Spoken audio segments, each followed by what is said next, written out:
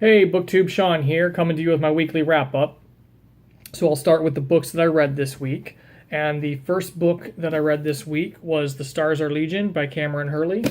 I was in process of reading this in my last weekly wrap-up, and I finished it up like that night or the day after. I don't remember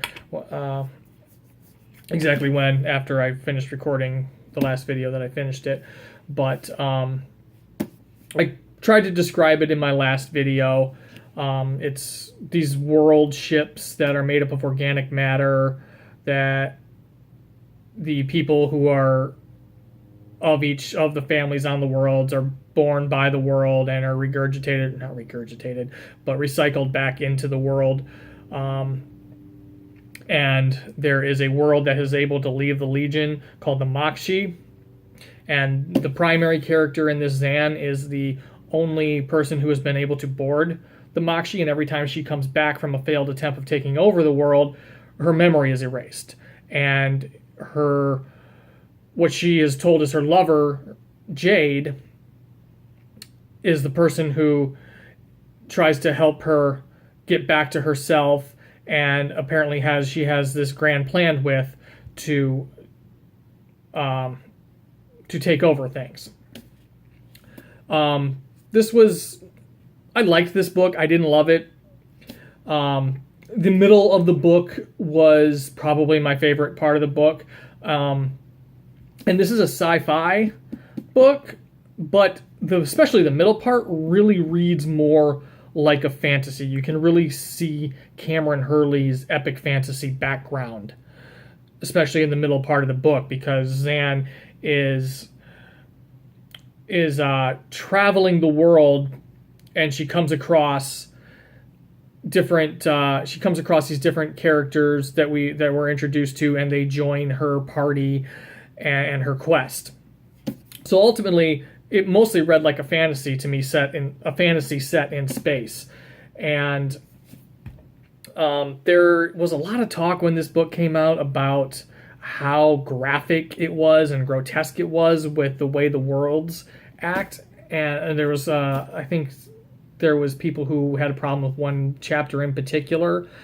And I will say that if you are not used to horror, if you're not a horror fan, if you're not used to reading horror or watching horror, if you only stick in kind of the sci-fi fantasy world or the literary fiction world and dabble a little bit into sci-fi and fantasy, then yes, that chapter will be bothersome. But as somebody who reads a lot of horror and I've been a fan of horror movies since I was like 9 years old, I didn't see what the big deal was. It wasn't that there was more grotesque stuff in the book I had just read called The Deep by Nick Cutter than there was in this book. So take that for what you will to decide if this would be for you based on what you've heard about the grossness of the book. The next book I read, and this is going to be kind of unpopular opinion time. The next book I read was The Name of the Wind by Patrick Rothfuss, and that was a buddy read. I think I forgot to mention too that that Stars Are Legion was a buddy read with Rachel at the Shades of Orange channel. This is like my third take on this video, and I think I forgot it this time. But anyway, Name of the Wind, Patrick Rothfuss. Our buddy read it with Elliot Brooks at the Elliot Brooks channel and Kelsey at Kelsey Lee Reads. And as I'm recording this right now, Kelsey is not finished with the book yet, so I'm going to try not to say anything that might spoil anything for her if she sees this before she reads the book, if she even watches my channel. Anyway, I didn't love this book. I know BookTube loves Name of the Wind, and I liked it. I ended up liking it, but for the first 450 pages of the book, I really, really, really did not see what all of the fuss was about. It started off with a bang. It really did. It started off great. When he started telling his story to the chronicler, it really slowed down. And then through the next 350, 400 pages, it was fine, but I just didn't care. And then the last couple hundred pages, it picked back up a little. It picked back up for me, and I really enjoyed the last couple hundred pages. That's why I'm saying that I like it, but I definitely did not love it the way BookTube seems to love this book. I am interested enough to want to read the next book. And I've actually read the dust jacket of it at the library when I was there a few days ago, and it sounded more like the book that I was expecting in Name of the Wind. Name of the Wind very much is a coming-of-age story for Quoth. And it spends a lot of time with him at school. And I don't know if maybe I just wasn't in the right mindset starting it up. I ended up kind of starting after Elliot and Kelsey did, so I was playing catch-up a little bit. So I was going at a kind of an accelerated pace. I don't know if that had anything to do with it. I don't think it did. But his time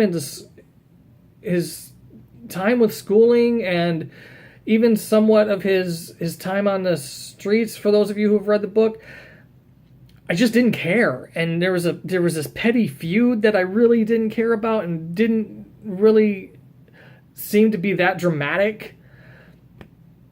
But ultimately, the last couple hundred pages redeemed it and made me more interested to read the second book, The Wise Man's Fear.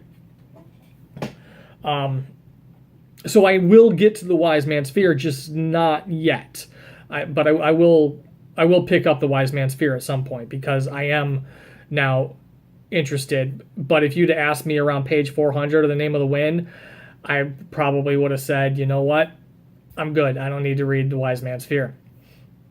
So, yeah, I know that's going to be an unpopular opinion, and I may get comments like, "Oh my God, how could you not love this book?" I just didn't. I just didn't love it. It was okay.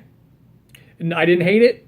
I didn't dislike it, but I definitely don't love it the way most people do on here. Anyway, the next book I finished yesterday, and it is the novella called Tower of the Forgotten by Mitchell Hogan. Hopefully you can see that. My tablet was dead, and I couldn't do the color photo of the cover, because I'm still in a phase where I'm liking not editing and the time it takes to do that. So, but The Tower of Forgotten is the prequel novella to Mitchell Hogan's new series that he's starting called The Tainted Cabal. This novella follows the chosen sword of a goddess and his task that she has given him in this novella to kill a member of the Tainted Cabal, which is a sorcerer's guild sort kind. I really loved this novella. I just thoroughly enjoyed reading this novella. It was fun. It was interesting. The chosen sword, even in this 50, 60 page novella, was a dynamic character, and I just really loved this. And fortunately, I was sent a arc of the first book of the Tainted Cabal, called Revenant Winds, by the author, Mitchell Hogan. He made a Facebook post asking for reviewers, and I sent him an email, and he sent me the arc. So I will be reading the first book of the Tainted Cabal, Revenant Winds, this month, and posting a review of it. He wants a review done on Amazon, Goodreads, and then I'm going to post a video review of it on the day of its release, which right now I believe is slated for September 7th, but he said he'll email if that changes, because he's trying to arrange it with Audible and everything. But yeah, that's exciting. I'm really, really excited now, after loving the novella, to get into that book. So thank you, Mitchell Hogan, for sending me a ARC copy of Revenant Winds. And that's what I read this week. Was able to get through more than I thought I was. Honestly, I did not have any time to read this week. I finished up Stars Are Legion, I think, Sunday night. And then Monday I was finally able to get in touch with Elliot about the buddy read for Name of the Wind. And I did that mostly on audio while I was at work.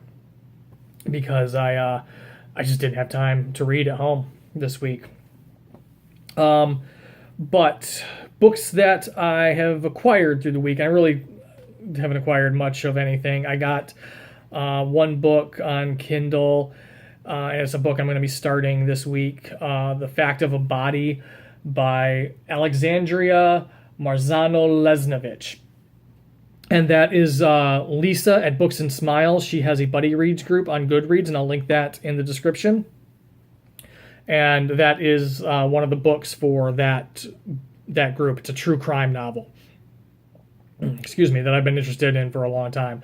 So I'm really looking forward to getting into that too. Other book I picked up was a physical book, Americana by Chimamanda Ngozi Adichie.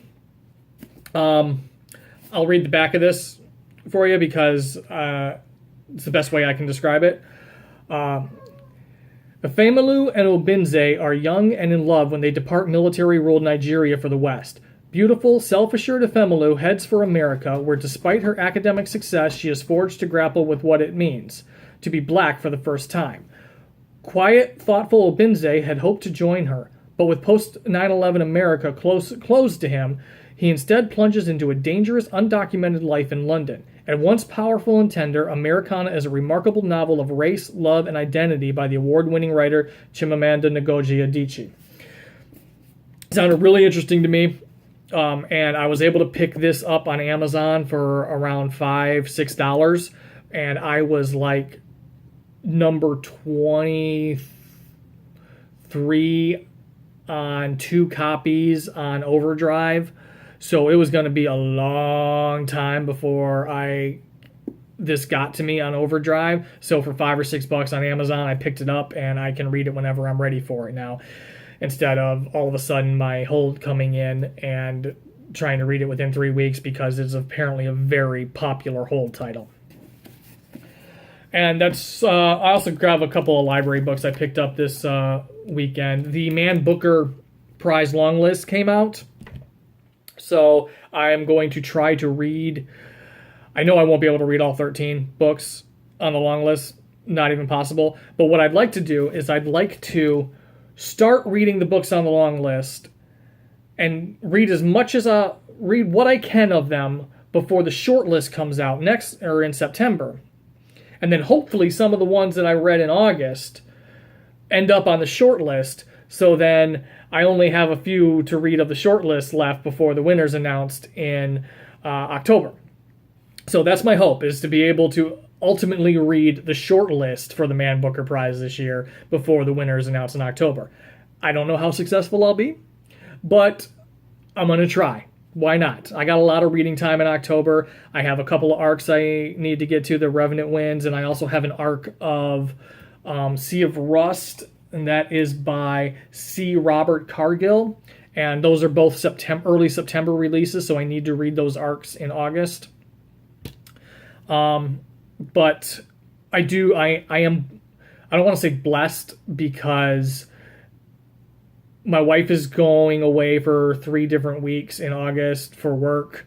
2 of them for her actual job, and then one week for a certification class. So I don't want to say I'm blessed with a lot of time to read, because I'm going to miss my wife. I enjoy having her here, but it does afford me a lot of time to read that I don't normally have. But from the library, I picked up Exit West by Mohsin Hamid, which is on the Man Booker Prize long list, and I also picked up Swing Time by Zadie Smith, which is on the Man Booker Prize long list. And I also got from Overdrive, which I had started on Overdrive, but didn't get it finished before it got taken away from me. The Underground Railroad by Colson Whitehead. And like I said, I had started it, but it was a hold that came in, and I couldn't get to starting it until just before they were going to take it back. So I started it, and I got like 50 or 60 pages in, and it went away. And so I had to go back on the hold list, and it just came in late last night off a hold. So I'm going to try to get that one finished up this week. And I'm really enjoying it. It's really, I'm only 75, 80 pages into it, and I can already tell why it is such an award winner.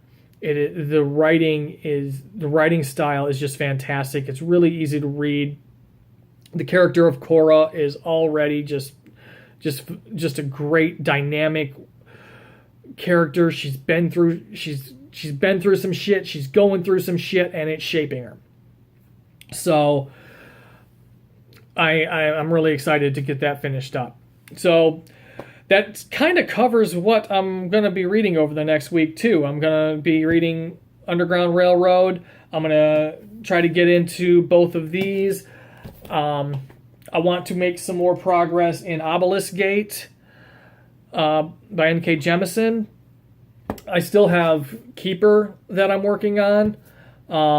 The live Kitty G and Elena's live show was yesterday. I actually thought it was today. All of a sudden, I got a notification on my phone that Kitty G was starting a live broadcast. I went, oh, shit. I didn't... I wasn't going to get it finished before today anyway, but I was a day off on that. So I'm still going to finish this up because it's really interesting to me.